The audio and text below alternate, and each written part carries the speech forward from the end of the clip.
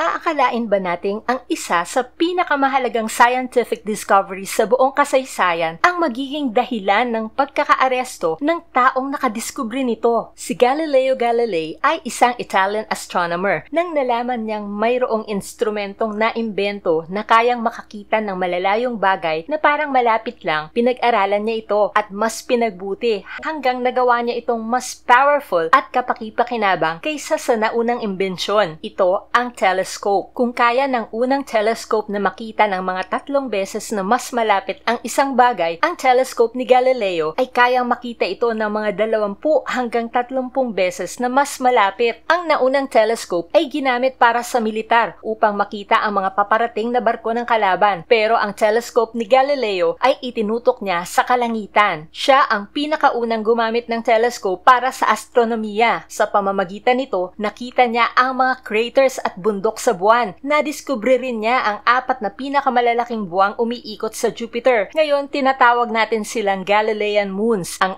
Io, Europa, Ganymede at Callisto. Isa itong malaking discovery dahil ito ang ebidensyang hindi pala lahat ng bagay sa kalawakan ay umiikot sa Earth. Dahil din sa kanyang telescope, natuklasan ni Galileo na ang Venus ay dumadaan sa iba't ibang phases o yugto gaya rin ng buwan. Hindi ba't kapag tinitignan natin ang buwan, tila nag-iiba ang hugis nito. Minsan ito ay bilog na tinatawag nating full moon. Minsan naman ay isang maliit na kurba lang ang nakikita natin na tinatawag nating crescent moon. Kapag new moon ay talagang hindi natin nakikita ang buwan dahil sa yugtong ito, ang buwan ay nakaposisyon sa pagitan ng Earth at ng araw. Kung kaya't ang panig ng buwan na nakaharap sa Earth ay hindi naiilawan ng araw. Kumbaga, ang nakikita lang natin ay ang bahagi ng buwang naiilawan ng araw. Depende sa posisyon ng buwan kaugnay sa Earth at sa araw. At nangyayari ito dahil tuloy-tuloy na umiikot ang buwan sa Earth. Kaya ang ibig sabihin nito, ganito rin ang Venus. Kaya mayroon itong iba't ibang yugto ay dahil umiikot ang Venus sa araw. Kumbaga, ang natuklasan ni Galileo ay isang patunay na hindi umiikot ang Venus sa Earth. Isa itong malaking kontrobersya dahil ang pinaniniwalaan ng mga tao nung panahon ni Galileo ay ang tinatawag na geocentric model na nagsasabing ang Earth ang nasa gitna ng universe at ang araw, buwan, mga planeta at mga bituin, lahat ay umiikot sa Earth. Ito rin ang pinaniniwalaan ng simbahang Katoliko na noon ay napakamakapangyarihan. Naniniwala ang simbahan na ang geocentric model ay tumutugma sa ilang talata sa Biblia kung saan sinasabing ang Earth ay hindi gumagalaw. Halimbawa, sa Psalms o Awit chapter 104 verse 5, sinasabing na siyang naglagay ng mga patibayan ng lupa upang huwag makilos magpakailanman. Ang interpretasyon nila sa mga talatang ito ay literal na ang Earth ay hindi pwedeng gumalaw. Kaya nang inilabas ni Galileo ang kanyang mga natuklasan na sumusuporta sa heliocentric model na nagsasabing ang araw ang siyang nasa gitna ng solar system habang ang Earth at ibang mga planeta ay umiikot dito, ang tingin ng simbahan ay kinukontra niya ang Biblia. Ang heliocentric model ay nauna nang iminungkahi ni Nicholas Copernicus noong 1543, samantalang ang geocentric model ay mas naunang iminungkahi ng Greek philosopher at scientist na si Aristotle noon pang 350 BC.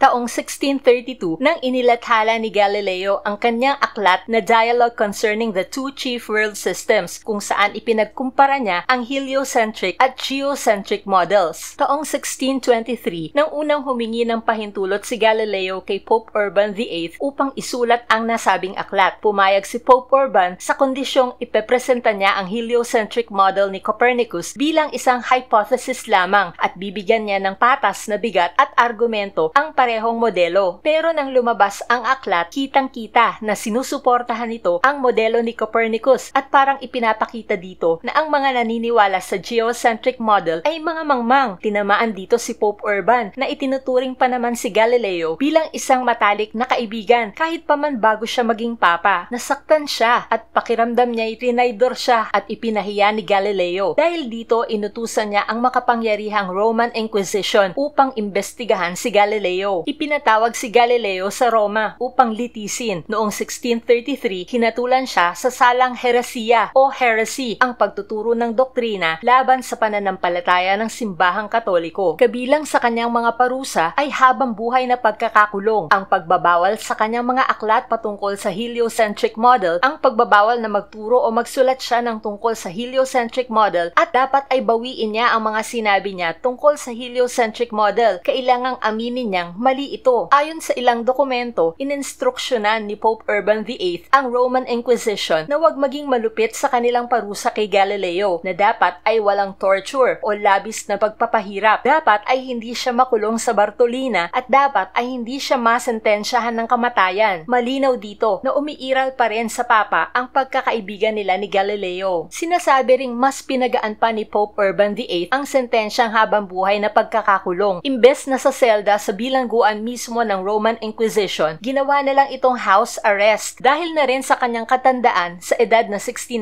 years old at mahinang kalusugan. Ibig sabihin, sa kanyang sariling tahanan na lang siya ikinulong at doon nga siya nanatili hanggang sa pumanaw siya noong 1642. Sa paglipas ng panahon, unti-unting natanggap ng scientific community ang heliocentric model. Noong 1822, halos 2 siglo mula nang namatay si Galileo, tinanggal na ng simbahang Katoliko ang mga aklat na sumusuporta sa heliocentrism sa palaan ng mga ipinagbabawal na aklat. Fast forward sa taong 1979, halos kauupo lang ni Pope John Paul II bilang bagong papa, sinabi niya sa publikong may hindi tama sa naging trato ng simbahan kay Galileo. Lumikha siya ng komisyon na kinabibilangan ng mga theologians, historians at scientists upang pag-aralan muli ang kaso ni Galileo. Taong 1992, pagkalipas ng mahigit isang dekada mula nang nalikha ang nasabing komisyon, ang naging konklusyon nila ay talagang mali ang pagkakondena ng simbahan kay Galileo. Dahil dito, formal na inamin ni Pope John Paul II ang kamalian ng simbahan at humingi siya ng tawad para dito. Mabuti na lang na sa kabila ng sinapit ni Galileo, nagpatuloy pa rin ang mga siyentipiko sa pagpapaunlad ng siyensya. Ngayon, hindi lang malalapit na planeta sa ating solar system ang nakikita ng mga telescopes natin, kundi pati mga exoplanets na umiikot sa ibang bituin. Mayroon na rin mga space telescopes gaya ng James Webb Space Telescope na kayang makakita ng mga galaxies na singlayo ng 13.5